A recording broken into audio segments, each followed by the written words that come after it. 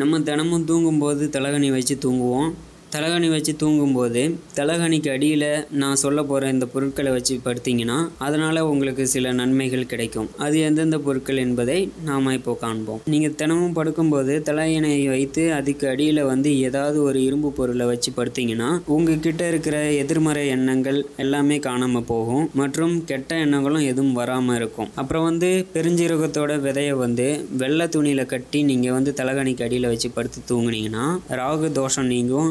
இந்த மாதிரி பண்ணுறதால உங்களுக்கு மனப்பிரச்சனை நீங்கும். இந்த பரிகாரம் நீங்கள் பண்ணிக்கிட்டு இருந்தீங்கன்னா ராகு தோஷம் குறையும். அப்புறம் ஒரு பல் பூண்டை நீங்கள் தலகாணிக்கு அடியில் வச்சு படுத்திங்கன்னா உங்களை சுற்றி இருக்கிற நேர்மறை ஆற்றல் எதிர்மறை ஆற்றலை நீக்கும். தூக்கமும் உங்களுக்கு நல்லாவே வரும். அப்புறம் நீங்கள் படுத்துட்டு இருக்கும்போது பக்கத்தில் வெள்ளியோ தங்கமோ வச்சு படுத்திங்கன்னா இதனால் உங்களுக்கு மங்கள தோஷம் நீங்கும். உங்களுக்கு அதிகமாக எதிர்மறை எண்ணம் அப்புறம் கெட்ட கெட்ட விஷயமா தோணிக்கிட்டே இருக்குது அப்படின்னா கண்டிப்பாக நீங்கள் தலகாணிக்கு அடியில் பூண்டு வச்சு தூங்குங்க, நல்லது. படிக்கின்ற மாணவர்களுக்கு எக்ஸாம்னாலே பயப்படுவாங்க. அவங்களாம் என்ன பண்ணுறீங்கன்னா புத்தகத்தை தலையில் வச்சு படுத்து தூங்குங்க. அந்த எக்ஸாம் பயமும் குறையும். உங்களில் ஒரு சிலருக்கு ஒரு சில வேலையை முடிக்காமல் வச்சுருப்பீங்க.